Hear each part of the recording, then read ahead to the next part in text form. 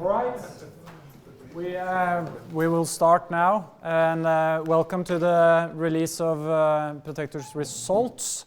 I have with me Bjarte. He is the chief underwriter for public sector in the UK, has been part of the UK project since before we started, and lived a year in Manchester with the team there. So Bjarte will support me. I'll take care of quarter one. Bjarte will support me on some quarter two figures since we're well into April. And we have realized that the pictures on the slide here are old for both of us, so we'll update that for next time. So Bjarte will come in later on. First, our DNA, our culture. We had a session, as always, with the employees this morning, and the focus was to encourage development of the term best-in-class decision-making. It's been a focus over time. Now we have put some structure to it. One part is about enabling everyone to make decisions, learning from mistakes. The other part is about the quality of the decisions we make. Some theory, level of expertise, the relative experience, so considering those two elements, and also removal of errors through bias and noise, where we use some experience from the investment department and some theory around decision making then. So that's our cultural agenda or focus at the moment. And that's important in order to create these results. So new for the quarter is that IFRS is fully implemented. So there are new figures, new terms, and we are still training. So this is new to us as well, will be new to many of you. But I think the most important change is on the discounting. So the reserves are discounted now. And the figures you see here, 93.2, is comparable to 95.6, which was quarter one last year. They are both discounted. They both have a security margin, which is the two elements that are different from previously. In quarter one 2023, the combined effect of those two is about 2 percentage points. So it's 2 percentage points lower than what it would have been if it was reported on the Norwegian GAAP as previously. But then there is the element that is a bit more complicated, lots of factors in it, but to explain where that discounting ends up. And that's an estimation. So our actuaries will estimate what the risk-free return will be on our reserves for the next quarter. And then when that quarter is finished, then we have earned that return. So then the return ends up as a negative figure on the investment result. And that's not 100% true, because there are factors in there. There are some elements that are not simply that logic, but mainly that's the way you should look at it. What you also see here is that the total investment return on the screen is different from the total investment return in the bullet. So 661 is different from 635. That's about the discontinued business. So the difference there is the discontinuous business. And other than that, the big news for this quarter, which is really not this quarter, it's 1st of April and quarter two, is the growth in UK, where 1st of April is a significant date. So then I think I'll go into the realities below these figures. And on the profitability side, on the loss ratios, you see a few different things. Norway, Sweden look very similar to last year. So these are comparable figures again. They're discounted. Discount rate is obviously a bit different last year from now, but they look very similar. The realities below these figures are different. So last quarter, last year, quarter one, property was poor and motor was good. This quarter, it's the opposite. So in Sweden and Denmark, property is, Sweden and Norway, I mean, sorry. Property is very good and motor is poor. And that could be concerning because that could be luck and the lack of large losses.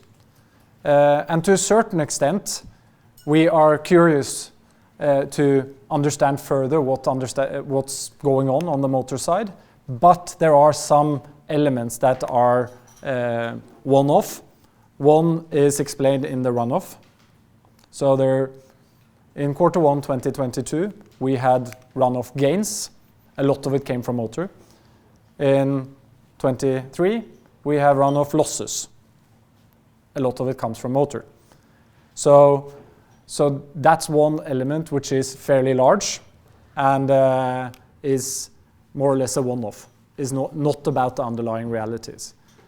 Then there are some effects from the winter in Sweden and Norway. Exactly what that effect is, we need to look further into, but it is a significant part of it. And then there are some medium-sized losses that can be more of a coincidence, but they can also be affected by inflation. So inflation is the X, inflation is the uncertainty. That's where we need to find out what the effect is and what we can do something about. And that's the good thing. Sweden, Norway, motor is very short tail. And having a poor first quarter also means that we'll have poor loss histories to show to our clients and a better possibility to increase prices. So this is correctable, but large parts of it is not about underlying realities. I forgot to say that when we are physically present together, let's have questions along the way so that we get a dialogue. So if you have questions, raise your hand, and then since we are streaming, I will repeat the question. That's also a test, did I understand it? And then I'll answer it. The next one is Denmark, which also looks fairly similar on the net level here, but what you can see is the very poor gross figure. So most of what's going on here is a continuation of reserve losses on workers' comp, which is a product we don't sell standalone anymore, and which is a product we increase prices on where we have it together with other products. In the UK, you have a very large difference between net and gross. So there's a big, large loss impact on the gross figures,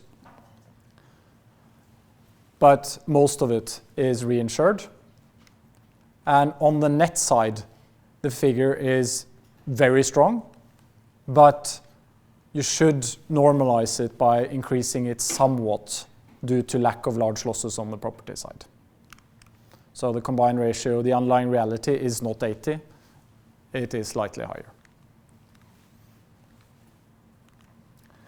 This is just a different way of presenting the realities, but what I can comment on here is that the large loss share in quarter one 2023 at 1% is 8.1 percentage points lower than what it was in quarter one 2022. And then you have the opposite adjustment effect from the reserve losses situation we have this quarter compared to the gains we had in 22. So that's 6.2 percentage points. Yes, Håkon? One question on the difference between gross versus net, and also combine that with what has happened in terms of reinsurance. My impression is that you have been quite happy with the renewals on the reinsurance side, and also this time you are earning a lot from the reinsurance agreements that you have. Do you fear that when these contracts are up for renewal, that you have to pay more for the reinsurance, and that impacting your net combined ratios going forward? Good question. So the question is about the difference between gross and net and the potential reinsurance impact of that loss that we have on the reinsurance side, right?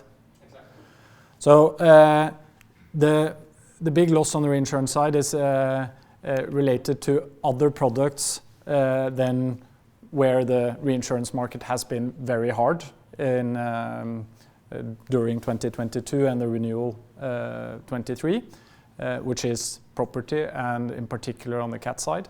So this is related to an area, mostly an area where we've said that we've paid too much for a long time. And these type of losses, they are expected, and there is a reason why we pay that much. So it's UK related, not property. I don't think this will have a big impact on the renewals for 24. Okay, then over to the growth side. So we released the 1st of January Nordic figures at 17% local currency growth when we presented the Q4 figures. And what you can see here is that 21% is where we ended up in Q1, meaning that February and March have been strong months. And most of that additional growth is UK related, but Sweden and Norway have also contributed further to that growth. So we're winning clients and renewing at good levels also in Sweden and Denmark. There are some technicalities in Denmark that drives that figure down. It was higher for 1st of January. It does not represent the underlying growth realities in Denmark. So that's more technicalities. And then basically our renewals, they still include price increases that we see countering or mitigating claims inflation. So we still manage to get price increases through at appropriate levels. That goes throughout the different markets. And there are new sales opportunities. So that's the situation in Q1. And the most important element here is what Bjarte will say a few more words about, because obviously the £72 million figure on UK public sector growth is very large and needs some further explanation. So welcome, Bjarte. Thank you, Henrik. So I want to provide a bit more detail behind the £72 million figure. As you can see, property is the largest line of business, and this is also where we see the most volume. The growth is a result of both the renewals and the new sales. In relation to renewals, we lose few clients. On top of that, we apply appropriate inflationary adjustments, and we target poor performers with rate corrective actions. On the new sales arena, we observe that clients out to tender are achieving less favorable terms than they did previously. More on that later. I want to go a bit back to the £72 million figure and say growth volatility should be expected. As an example, roughly 1/3 of the new sales have been underwritten on so-called one-year deals. Normally, this is closer to 5%. So, public sector and housing, large core segments for Protector. During our 2015 market study, public sector and housing was identified as large and attractive segments for Protector, a good fit for our model. And it is a large segment, but the number of clients is finite. As an example, there are only that many local authorities, and these local authorities will tender their portfolios of insurance roughly every 5 years. To us, this means that we quote about £90 million per year. And the 1st of April is the most important date. Roughly 50% of the gross written premium incept on this date. Other important dates are 1/7 and 1/10. The market has been in a state of hardening for a few years. Many reasons for this. A few examples are the hardening reinsurance market, especially in relation to Nat Cat property insurance. On top of that, there's poor profitability, inflationary pressures, and uncertainty. The table top right is a bit of an illustration between the soft and the hard market. And I would say that the team in the UK have worked very hard to get to this point. To us, it doesn't really matter when the growth is. Remember, these are the same clients that we see time and time again in some form of interval, and it doesn't really matter when we win them. The most important part is that we win them on profitable rates. Personally, I could have expected this to have happened a bit sooner, but the market cycle is hard to predict. We have a consistent underwriting methodology that we improve continuously, small steps improvements. At the same time, we have respect for the fact that we have high growth this quarter. We have recruited and prepared a team, worked on organization, and the claims handling operation have gotten some assistance from external parties. In Protector, we say that we want to be a top 3 player in the segments we're in. And that's basically where we are now in public sector and housing.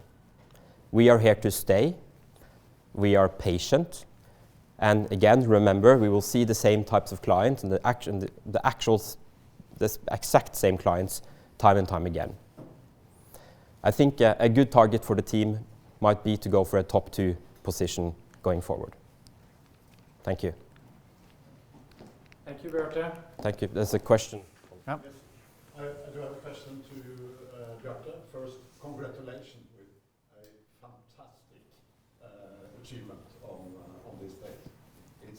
I tried to figure out, and I think it's close to 1 billion Norwegian kroner on one day, not far away, at least in that area. My question is, are there any kind of main competitors who are losing a lot and or withdrawing from the market? So could you talk a little bit more about where do you take it from? Yes. We have to repeat the question. I can repeat the first part because that's difficult for you. Congratulations on a very good 1st of April. Then the question was about the competitors and any named competitors that are losing a lot when we are winning a lot. Yes. I think my response would be that there is a certain change in appetite from some players, and other players have reduced their appetite drastically, and that is really what's driving it. So the market leader, Zurich Municipal, they have changed their appetite. So it's different, and then at least a couple of the smaller ones, depending on what segment, whether it is local authorities, public sector, or housing associations, are basically not in the market. Either left the market or they don't have capacity anymore from reinsurers. Which is also something we mentioned could happen in the last presentation. Any more questions to Bjarte? No? Thank you, Bjarte. I'm impressed by the discipline. One thing that Bjarte didn't mention is that in the early years here, there are parts of these segments where we haven't won anything. So we have 0% hit rate on certain parts of this, and that's a discipline on price. So price has been too low. And then applying basically the same underwriting methodology, that happens. So it's a market that changes. It's market behavior that changes. And this is the result of it. So remember that. We see this as a challenge operationally. However, it's possible to do claims handling outsourced, especially when we can use the same claims handling companies that they've had previously, the clients, and in the short term, and then insource it. But in general, this is more like Bjarte said. It could have happened earlier. It could happen over time. Now it happened a bit in one lump. That's how we see it. Okay, I won't comment a lot here because the only difference here from what I've said previously is the cost side, and there is nothing special on the cost. We are growing a lot at the moment, and cutting costs to the bone is not really the focus. Efficiency is our focus. So then over to the investment side, which is obviously, as you've seen, very strong, both absolute and relative in the quarter. And it's been so for many quarters now. On the equity side, basically what we should think is that we've eaten a lot of the future expected earnings here. So Dag Marius and the team are working hard to find new opportunities. One quarter is short, as we know, but it's a very strong return on the equity side in quarter one. I think the most important part to focus on here is on the bond side, where you can see that the yield is still very high, but it is down from what it was year-end 2022. That is basically only risk reduction. So you can see the spread difference from year-end to now, and the credit duration going down, and it's the high yield portfolio that drives it.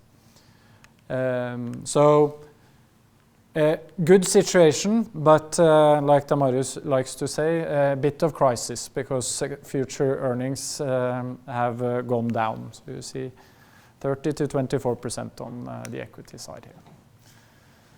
And net sales in the quarter have been larger than in a long time on the equity side.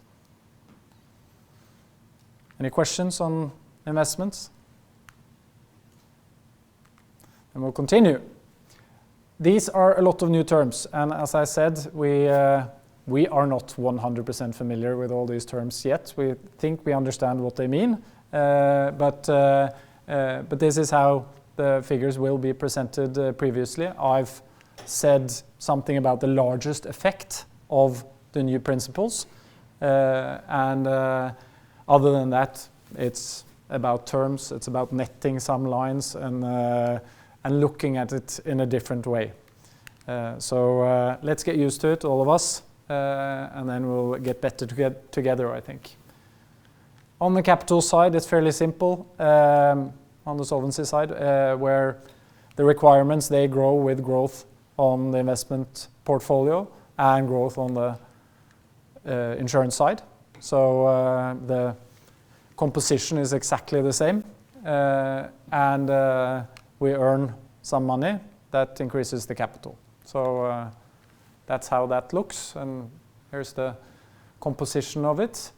Then we're back to the summary, where obviously the dividend is not mentioned. So now we've been through the capital side. So 2 NOK dividend in the quarter, and then we're open for more questions. Håkon?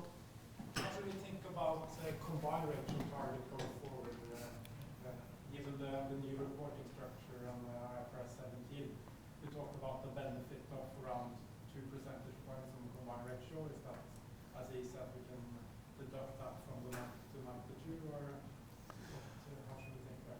So the question is, how should we think about the long-term targets for profitability relative to the new accounting principles? We're also thinking about that. We have not adjusted the target, but it's not that simple. That was the effect in Q1, it's very dependent on the interest rate, and that's not our expertise to predict the interest rate development. But we will come back with something more on how the long-term targets should be affected. And when we come back with that, we also come back with a more in-depth view on the profitability in total then, and relative to the market expectation, market conditions. So on the element and just the interest rate level, that is very important compared to the old way of thinking. So the security margin is the other element which goes the opposite direction. So then you add something onto the reserves. But the total effect in Q1 was 2 percentage points, and obviously much smaller in Q1 2022 because of the interest rate. So I think that what we need to do is to see this over a longer period, and then we come back with that. It should be lower right now. But over time, we also need to understand the effects of those two elements then, security margin.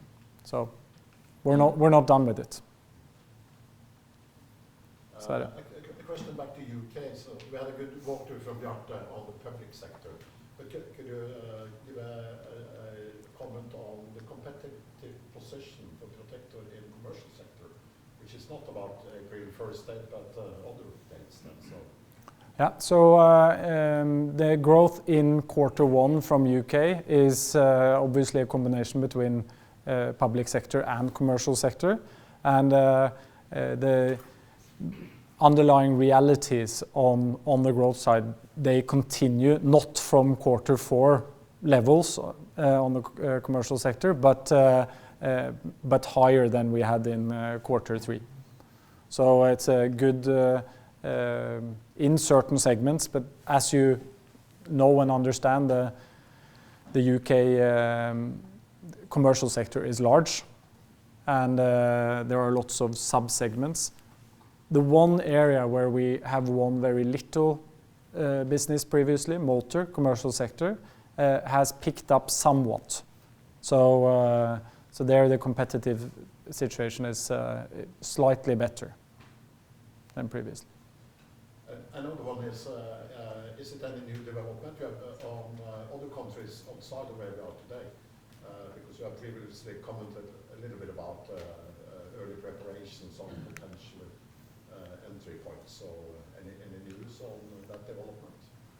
So the question is about, which I forgot to repeat the last question, I guess. Question is about development in potential new markets.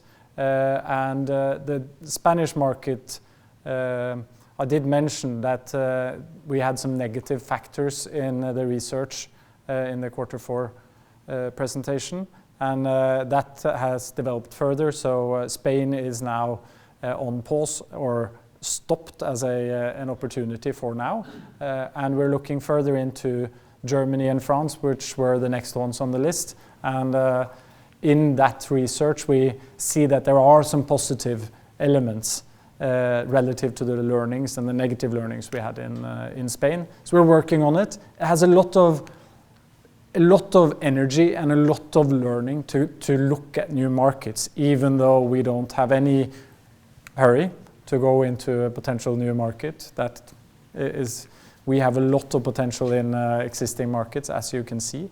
But it is a project that is interesting for the organization, and also something that can have a benefit to the existing markets. So we're working on it.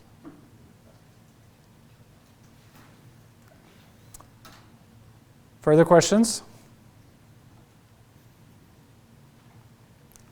And I think that those of you who would have to prioritize between this and something with the NCD, which I think would have been easy, but you don't have to prioritize.